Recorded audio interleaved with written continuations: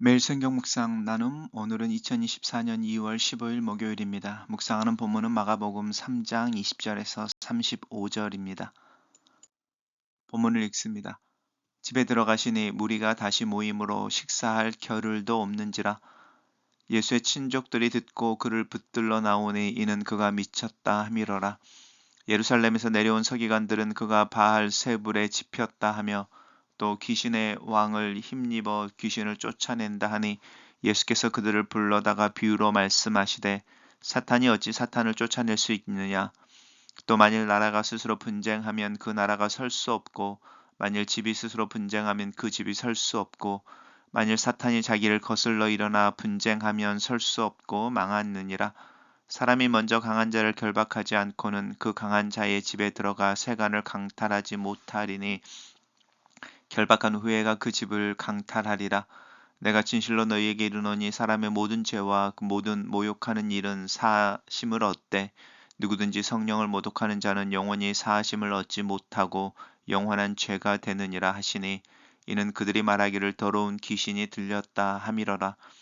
그때 예수의 어머니와 동생들이 와서 밖에 서서 사람을 보내어 예수를 부르니 무리가 예수를 둘러 앉아 있다가 여짜오되 보소서 당신의 어머니와 동생들과 누이들이 밖에서 찾나이다.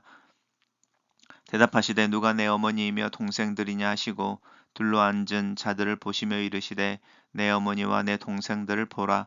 누구든지 하나님의 뜻대로 행하는 자가 내 형제요 자매요 어머니이니라. 오늘의 본문은 예수님께서 당신의 진정한 가족들이 누구인지를 선언하시는 장면입니다. 예수님의 사역이 계속되어지고 있습니다. 집에 들어가시니라고 아무런 설명 없이 이야기되어지는 집, 우리가 마가복음을 계속 묵상해 오면서 베드로의 집을 이야기하고 있다는 것을 저희 알 수 있습니다. 특별히 마가복음의 저자인 마가가 베드로 이렇게 서신서에서 자신의 아들로 부르고 있는 그 마가라고 할때 이 마가복음의 소스는 베드로의 구술이었을 것입니다. 그래서 이 집이라고 하는 부분이 아무런 꺼리낌 없이 또 설명 없이 그냥 더 하우스 이렇게 가는 부분이 있습니다.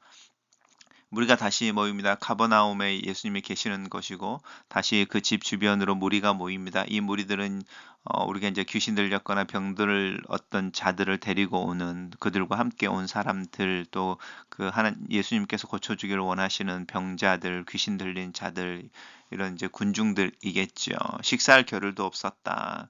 예수님께서 그들을 부정하거나 부인하거나 외면하지 않으셨다. 그리고 앞에 나오는 이들을 고치셨다라는 의미가 들어 있습니다. 예수님의 계속적인 치유와 또 복음에 대한 선포라고 하는 사역이 계속되어지고 있죠. 그 사역들을 보면서 이제 예수님의 친족들이라고 하는데 나사렛에 같이 살았던 친족들이라고 할 때 여기는 이제 밑에서는 동생들, 어머니와 동생들을 이야기하고 있는데 아마 이제 친척들을 이야기할 것입니다. 그들은 예수님이 미쳤다 이렇게 말합니다.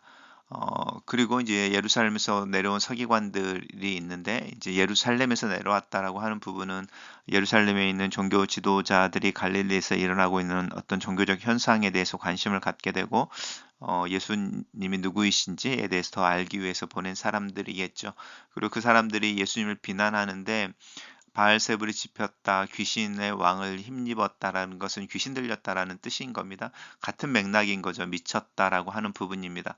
예수님의 권위라고 하는 부분이 하나님으로부터 온 것이 아니라 악한 영으로부터 왔다라고 하는 부분에 어, 공통적인 어떤 비난의 공통점이 있습니다. 예수님께서 분명하게 말씀하십니다. 사탄이 어떻게 사탄을 쫓아낼 수 있느냐? 나라가 스스로 분쟁하면 그 나라가 설 수 없다. 내분이 일어나면 집에서도 마찬가지죠. 집에 갈등이 생기면이라고 하는 부분이면서 내가 어떻게 사탄의 힘을 힘입어서 사탄을 쫓아내고 악한 영들을 쫓아낼 수 있겠느냐?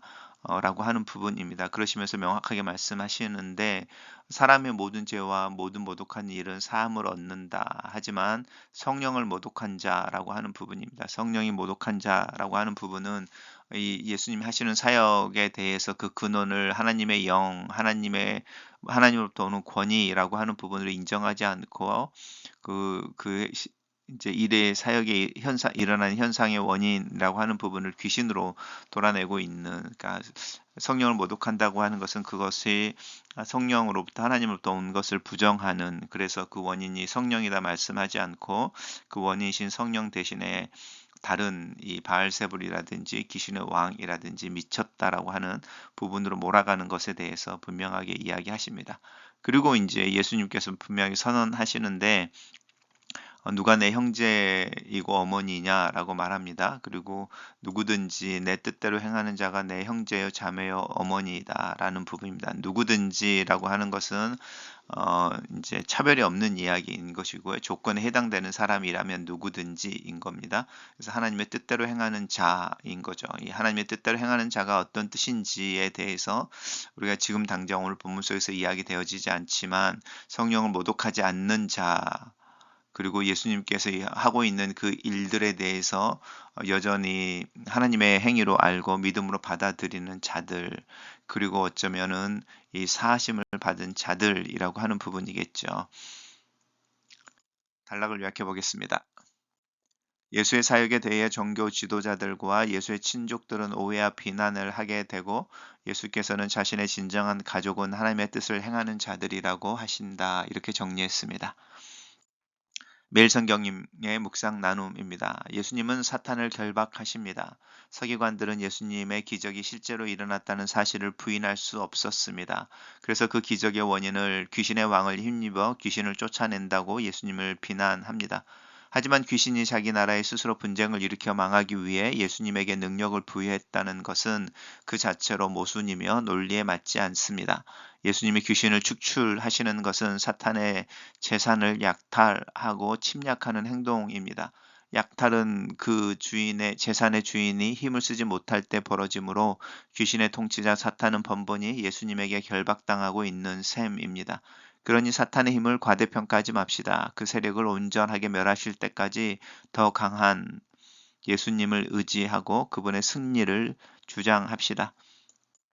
성령의 능력으로 이루어지는 예수님의 사역을 사탄의 지시라고 모독하고 외면하면 성령께서 예수를 통해 궁극적으로 이루실 사죄의 은총도 받을 수 없습니다. 우리가 성령 해방죄를 저지르지 않았을까 걱정할 필요가 없는 이유는 예수의 용서에는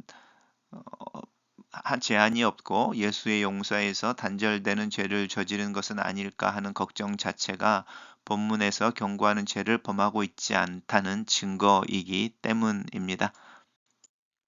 예수님은 식사할 겨를도 없이 밀려오는 사람들을 가르치시고 치유하시는데, 친족들은 예수님이 귀신 들렸다는 소문을 듣고 억지로 그를 데려가려고 찾아옵니다. 분명 예수님을 위한 일이었지만 그것은 십자가의 길을 가로막는 베드로처럼 하나님 나라를 방해하는 사탄의 일에 동조하는 불신앙이었습니다. 그들은 예수님에게 육신적으로 가장 가까웠지만 예수님이 누구이신지에 가장 무지하며 멀리 서 있는 자들이었습니다. 하나님 나라의 가족은 육신의 친족도 아니고 율법을 잘 아는 자들도 아닙니다. 예수님을 통해 드러난 하나님의 뜻에 순종하는 자들입니다.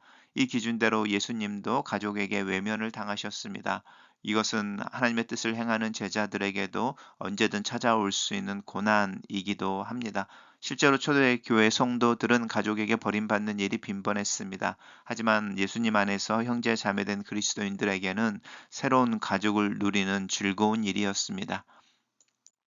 글로 쓰는 기도입니다.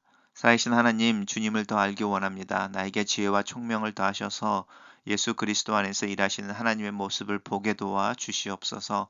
은혜 안에서 하나님의 아들 예수 그리스도의 형상을 담게 하시고 내 내면 깊숙한 곳에서 그리스도의 인성과 성품을 닮아 내 언행에 그리스도의 모습이 향기가 드러나도록 도와 주시옵소서. 믿음의 맏형이신 예수 그리스도를 따라 저도 이 세상을 사는 동안에 하루하루를 믿음으로 살아내며 하나님의 뜻을 주장하며 또 그 뜻이 이루어지는 현장이 내 삶이 되기를 예수 그리스도의 이름으로 기도합니다. 아멘.